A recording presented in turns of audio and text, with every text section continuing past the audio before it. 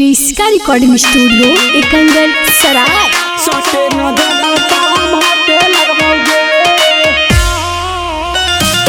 DJ Kundan Raj. सोचे न देना काम हाथे लगवाओगे।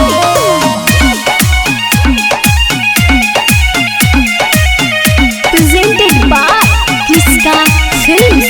आगे जाके करनिया से काटे लगवाओगे। आगे जाके करनिया से काटे लगवाओगे। आज सटे न दे माता हम हाटे लगवाओगे। आज सटे न दे माता हम हाटे लगवाओगे। जाके हम दूसरा से पटे लगवाओगे। जाके हम दूसरा से पटे लगवाओगे। आज सटे न दे माता हम हाटे लगवाओगे। आज सटे न दे माता हम हाटे लगवाओगे। सटे न दे माता हम हाटे लगवाओगे। डीजे कुंदन राज। सटे न दे माता हम हाटे लगवाओगे।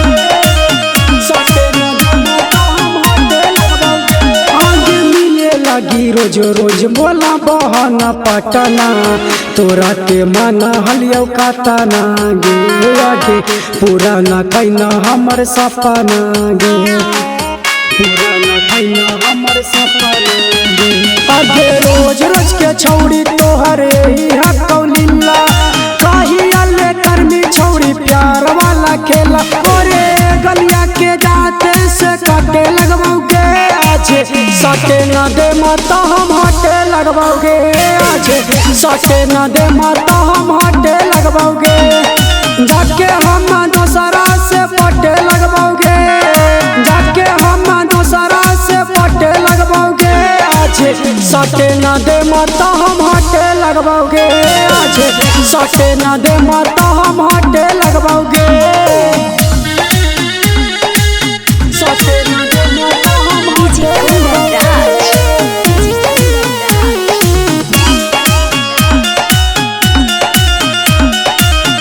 क्रिस्का रिकॉर्डिंग स्टूडियो एकंगर सराय। अंगे बाबू सोना कह के छौड़ी रोज फुसलाई ना।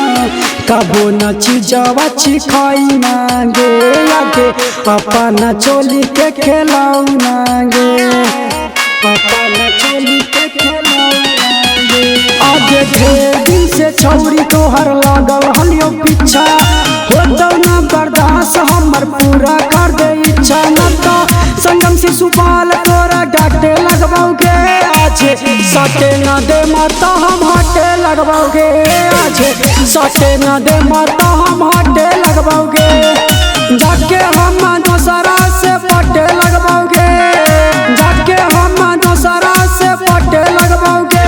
आज सटे न दे माता हम हाटे लगवाओगे।